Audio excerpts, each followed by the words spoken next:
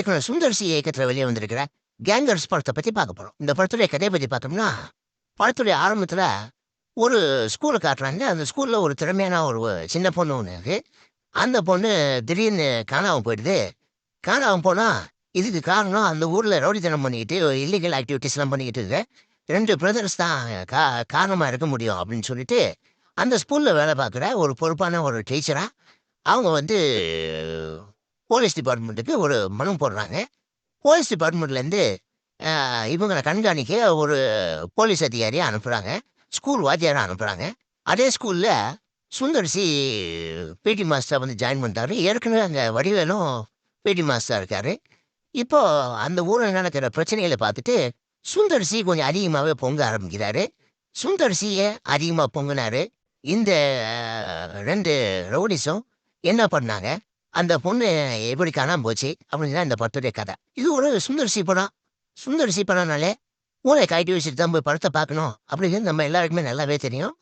அ அது வந்து ஒரு லாஜிக் இல்லாத ஒரு மேஜிக் இருக்கும் அந்த படத்துல. ஏதோ ஒண்ணு பண்ணி நம்மள பொழுதுபோக்கான ஒரு படத்த காமிச்சிருவாரு. அதுல முக்கியமான விஷயமா காமெடி இருக்கும். அதுவும் இந்த படத்துல பார்த்தீங்கன்னா, 15 வருஷத்துக்கு பிறகு மறுபடியும் சுந்தர் சியும், வடிவேலும் சேர்ந்து ஒரு படம் பண்ணாங்கன்னும்போது, அத ரொம்பவே எதிர்பார்த்து இந்த படத்த பார்த்தோம். இந்த படத்த பார்த்த உடனே மிகப்பெரிய அதிர்ச்சி. ஏன்னா, இந்த படத்துல சுந்தர் சி வடிவேலு காமெடின்றது சுத்தமா ஒர்க் அவுட் ஆகவே இல்ல. அதுக்கு முக்கியமான காரணம், நமக்கு வடிவேலுனாலே ஞாபகத்துக்கு வர்றது அவருடைய டயலாக் டெலிவரியும், பாடி லாங்குவேஜும் தான்.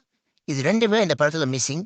அவரு வடிவேலு எத பண்ணாலும் நம்ம சிரிப்போம். இந்த படத்துல என்னென்னமோ பண்றாரு, சிரிப்பு மட்டும் தான் நமக்கு வரல. வெறும் 10% காமெடி கூட 200% டெலிவரி குடுக்கக்கூடிய வடிவேலு, இந்த படத்துல எதுவுமே செய்ய முடியல அவரால. இந்த படத்துல கூட சில சீன்கள்ல ஆடியன்ஸ் நல்லா தான் சிரிச்சாங்க. அதுவே கூட அவரு வந்து ஒரு 200% டெலிவரி குடுக்க வேண்டிய காமெடிய ஒரு 50% தான் குடுத்திருந்தாரு. அதுக்கான சிரிப்பு தான் தியேட்டர்ல வந்தது அதுல. அது மட்டும் இல்லாம, இந்த படத்துல ஒரு 3 வில்லைங்க ஹீரோ கிட்ட அடி வாங்குறதுக்குன்னே அளவெடுத்து செஞ்ச மாரி ஒரு 3 பேர் வர்றாய்ங்க. அவன் 3 பேரையும் போட்டு ஹீரோ புரட்டி அடிக்கிறாரு. ஒரு படம்னா வில்லன் கேரக்டர் வெயிட்டா இருக்க வேணாமா? அதே போல சுந்தர் சி படம்னாலே ஒரு 2, 3 ஹீரோயின போட்டு படம் பூரா கலகலப்பா கொண்டு போவாரு. 2, 3 கும்மாங்குத்து சாங் வேற இருக்கும். அதெல்லாம் இந்த படத்துல மிஸ்ஸிங்கு. இப்படி மனித வாழ்க்கைக்கு தேவையான அத்தியாவசிய பொருளே இல்லாத ஒரு சுந்தர் சி படம். மொத்தத்துல இந்த படம் எப்படி இருக்கு அப்படின்னு கேட்டீங்கன்னா, சுந்தர் சி வடிவேலு காம்பினேஷன்ல பல வருஷம் கழிச்சு ஒரு படம் வருது.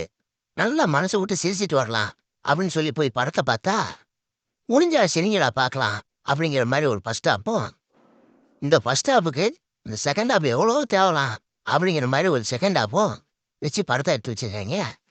காமெடி படம் பார்க்க போய் இந்த கதிக்கு ஆளான நம்மள நினைச்சு வருத்தப்படுறதா? அல்லது வாழ்ந்து கெட்ட வடிவேல நினைச்சு வேதனைப்படுறதா? ஒண்ணுமே புரியல.